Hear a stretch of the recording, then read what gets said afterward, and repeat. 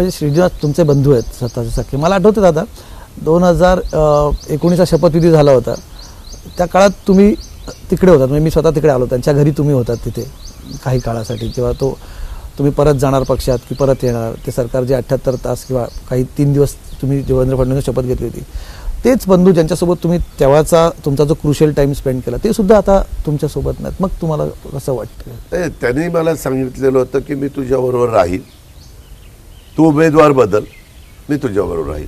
बरं, माझं असं म्हणणं आहे की राजकारणामध्ये आम्ही लोक आहोत, आम्ही राजकारणात कुणाला तिकीट द्यावं, कुणाला काय करावं ते आम्ही निर्णय घेऊ. तुम्ही तुमच्या क्षेत्रामध्ये काम करताय, त्याच्यात तुम्ही ते यश संपादन करा, टॉपपर्यंत पोहोचण्याचा प्रयत्न करा. तिथं आम्ही काही बोलणार नाही. जिथं आमच्यासारख्याचा सपोर्ट लागेल, मदत लागेल, कुठे शब्द टाकायचा असेल तर शब्द टाकायचा असेल तिथं आम्ही शब्द टाकू.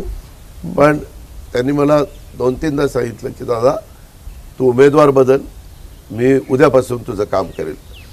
त्याचा अर्थ मला कळला नाही. मी त्याला विचारलं, तो म्हणला बाकी मला काही विचारू नको, मला एवढंच तुला सांगायचं. पण मग हे त्यांच्या स्वतःचं व्यक्तिगत म्हणणं होतं की त्यांना मला सांगायला माहीत नाही, मला माहीत नाही. मी काही त्याच्या खोलात गेलो नाही.